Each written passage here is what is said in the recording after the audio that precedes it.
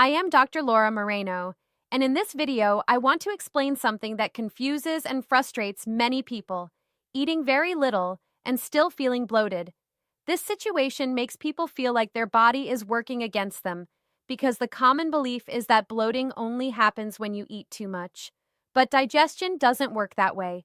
Bloating is not determined only by how much food you eat. It is determined by how your digestive system is functioning, how your nervous system is regulating digestion, how your intestines move, how you breathe, and how your body perceives safety or stress around food.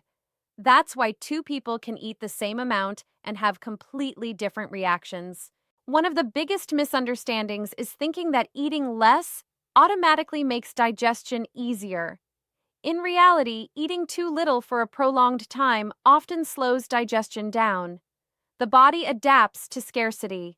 When food intake is consistently low, the digestive system becomes more conservative. Stomach emptying slows, intestinal movement slows, and enzyme production may decrease. This creates the perfect environment for bloating, even with small meals.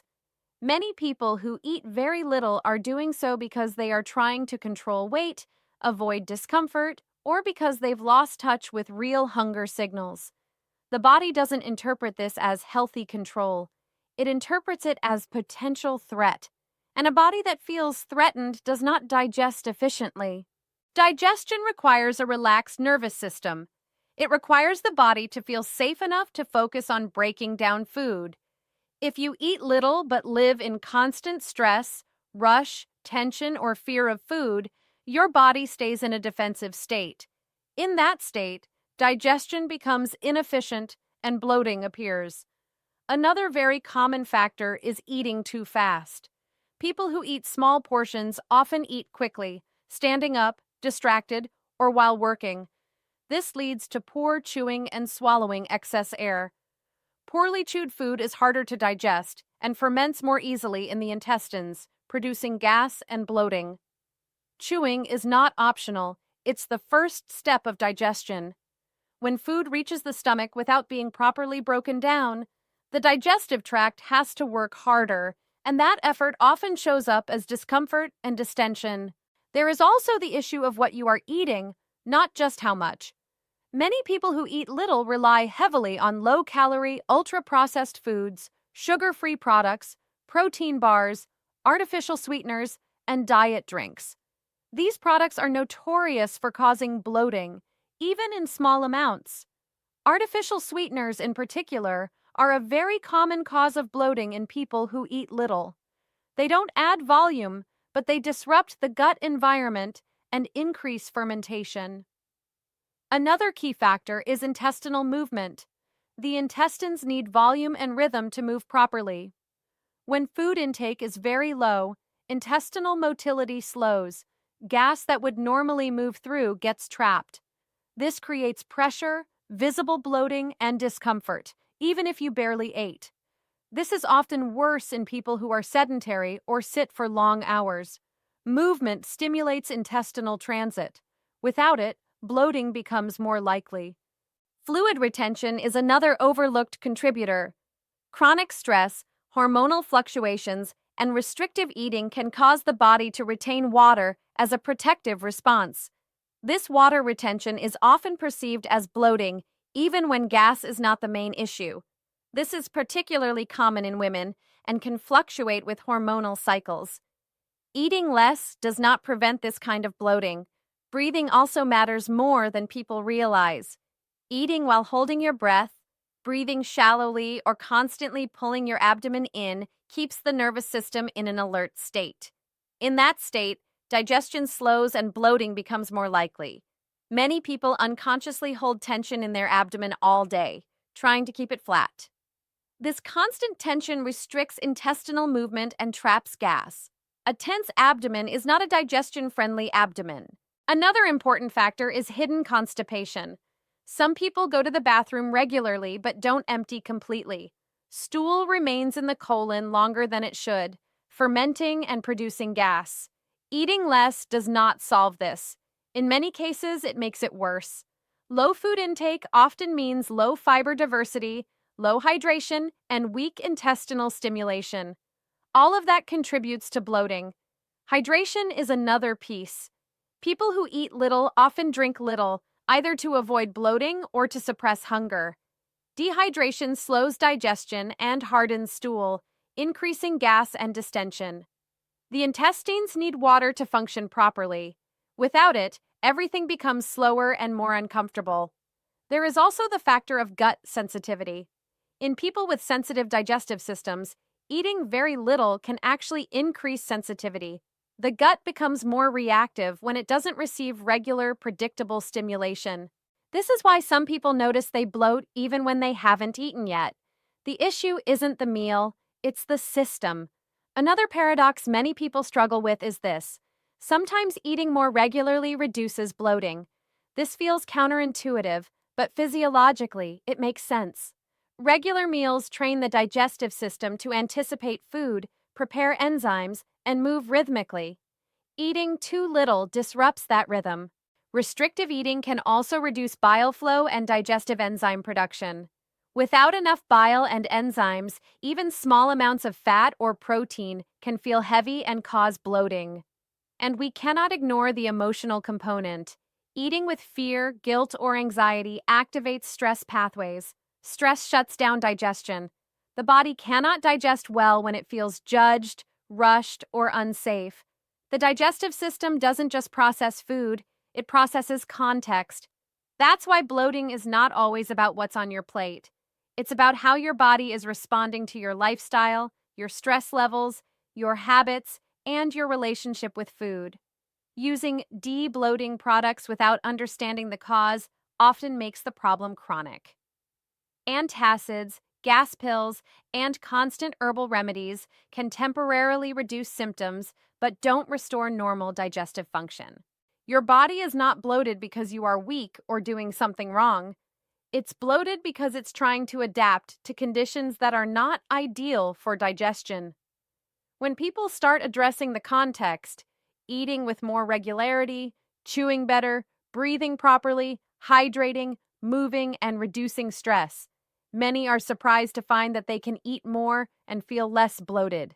Bloating is not a punishment for eating. It's a signal that digestion needs better conditions. Understanding this shifts the focus away from restriction and toward function, rhythm, and trust in the body.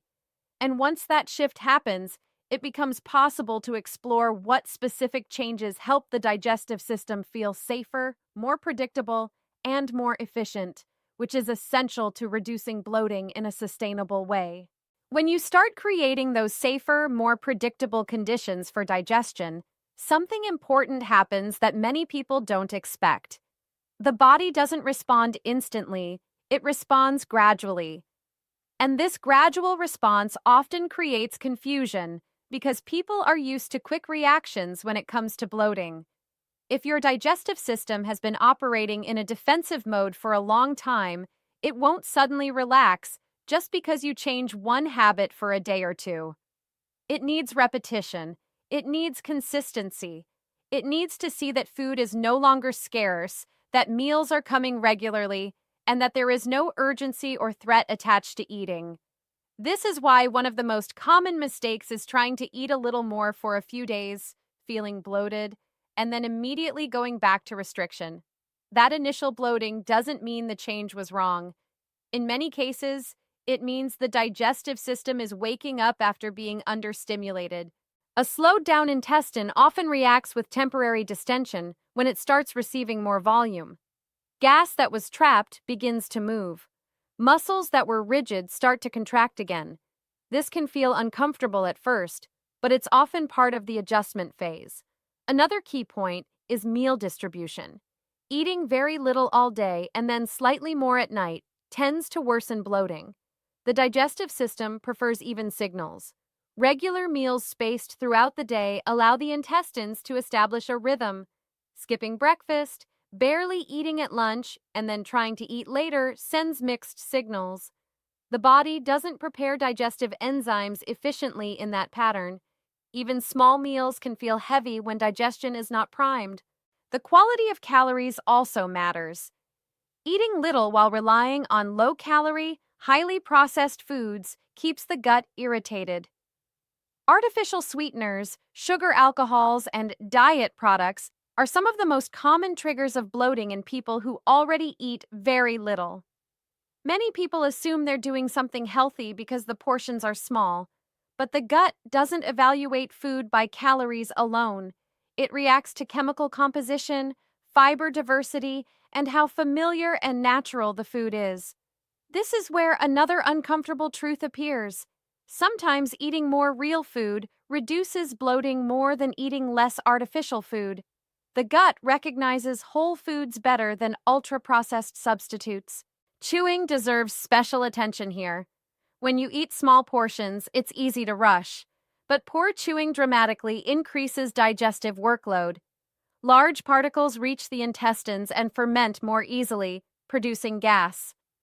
Thorough chewing reduces bloating more effectively than reducing portion size. Posture during meals also plays a role. Eating hunched over with the abdomen compressed restricts diaphragmatic movement. The diaphragm helps massage the digestive organs. When it can't move freely, digestion slows and gas builds up. Another overlooked factor is fear of bloating itself. Anticipating discomfort creates abdominal tension before the meal even begins. That tension limits intestinal movement and increases sensitivity. The body becomes hyper-aware of sensations that would otherwise pass unnoticed. Bloating is not always caused by excess gas. Sometimes it's visceral sensitivity, meaning the gut perceives normal sensations as uncomfortable. Restrictive eating increases this sensitivity over time. Eliminating more and more foods rarely solves this.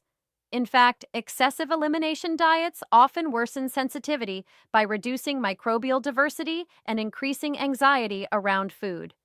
Movement is another essential piece. Gentle movement after meals helps gas move through the intestines. Sitting or lying down immediately after eating increases the likelihood of bloating, especially in people with slow digestion. Even short walks can make a noticeable difference. This isn't about exercise intensity, but about signaling movement to the digestive tract.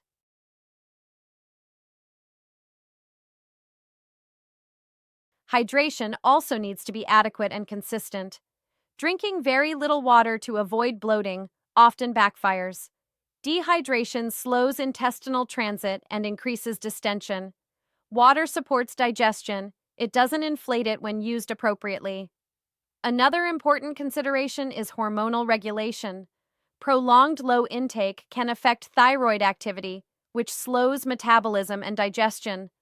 A slower digestive system equals more bloating, not less. This is why some people feel permanently bloated despite eating very little. The body is conserving energy, slowing processes, and retaining fluids. What all of this points to is a simple but often resisted conclusion. Bloating is rarely solved by further restriction. It is solved by restoring digestive confidence. When the body feels consistently nourished, hydrated, calm, and predictable, digestion improves. Gas production decreases, transit improves, and sensitivity gradually lowers. Many people are surprised to find that their abdomen feels flatter when they eat more regularly than when they eat less. This is not because they gained fat, but because digestion became more efficient. Understanding this prevents unnecessary cycles of restriction and frustration. It shifts the goal from eating less to digesting better. And once digestion starts stabilizing, it becomes much easier to identify what truly triggers bloating, what helps reduce it, and which sensations are temporary adaptations rather than signs of failure, opening the door to a more sustainable way of eating that supports both comfort and long-term health. As digestion starts to stabilize, another important shift happens. The body begins to differentiate between true discomfort and normal digestive sensations. This distinction is crucial because many people who eat little and feel bloated have lost trust in their digestive signals.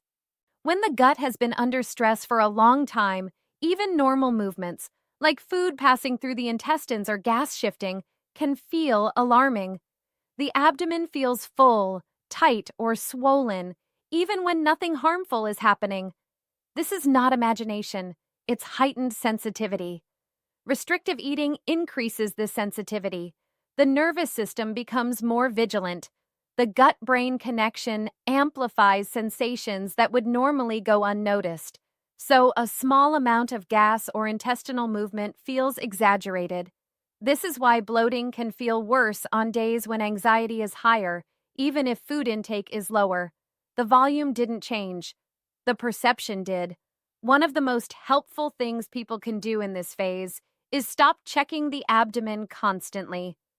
Looking in the mirror, touching the belly, pulling clothes to see if they fit, these behaviors reinforce hyper-awareness and keep the nervous system focused on the area. That focus increases sensation. The digestive system works best when it's not being monitored obsessively. Another overlooked factor is core tension. Many people unconsciously hold their abdominal muscles tight all day. This habit restricts organ movement and creates internal pressure. When the abdomen doesn't have room to expand naturally during digestion, even small meals feel uncomfortable. Learning to allow the abdomen to soften, especially when sitting and after eating, can significantly reduce the feeling of bloating over time. This doesn't mean letting everything go permanently. It means giving the digestive system space when it needs it. It's also important to understand that flatness is not a constant state. A healthy abdomen changes shape throughout the day. It expands slightly after meals and contracts later. Expecting it to remain flat at all times creates unrealistic expectations and unnecessary stress. People who eat very little often chase that constant flat feeling, but in doing so, they restrict the very processes that would make digestion smoother. Another key element is digestive rhythm. The intestines move in waves. These waves are stimulated by eating. When meals are skipped or too small, those waves weaken. Gas and stool move more slowly. Distension increases. This is why eating regular, adequate meals often reduces bloating more effectively than eating less. There is also the issue of protein and fat intake. Eating too little often means not getting enough of these nutrients. Protein and fat stimulate digestive hormones that support gut motility and enzyme release. Without them, digestion becomes inefficient. People sometimes focus only on fiber, thinking it will solve bloating. Fiber can help, but without adequate overall intake, fiber alone can increase gas and discomfort. Balance matters more than any single nutrient.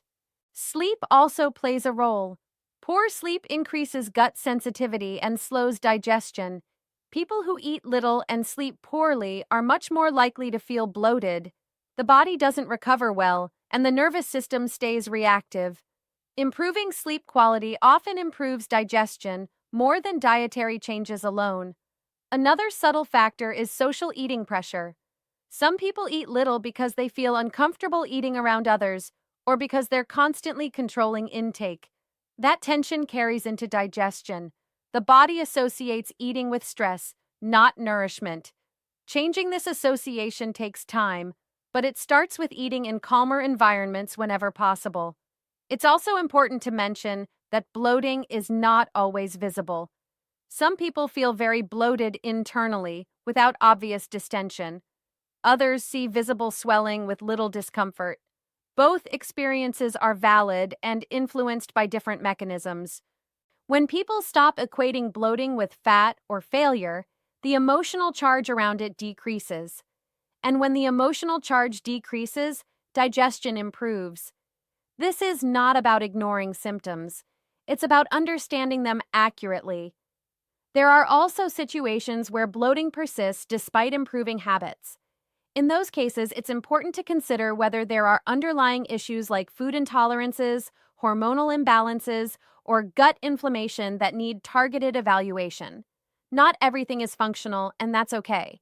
But in the majority of people who eat little and feel bloated, the core issue is a digestive system that doesn't feel safe, supported, or stimulated enough. When safety, regularity, nourishment, and calm are restored, the gut gradually regains confidence. And as confidence returns, bloating loses its grip. This process requires patience, not perfection. It requires listening rather than controlling, and it often leads to an unexpected realization that eating enough, consistently and calmly, is not the enemy of comfort, it's the foundation of it. Understanding this fully allows you to move away from restriction-based solutions and toward a way of eating and living that supports digestion rather than fighting it, a shift that changes not only how the body feels after meals, but how food fits into daily life altogether. Subscribe to the channel and turn on the notification bell so you don't miss upcoming videos, where I explain in a clear and realistic way how digestion truly works and why bloating is often about function, not food quantity. Share this video with someone who eats very little and still feels uncomfortable after meals. Leave your questions or experiences in the comments, and join me as we continue learning how to rebuild digestive trust, reduce bloating naturally, and support the body with habits that actually work long-term.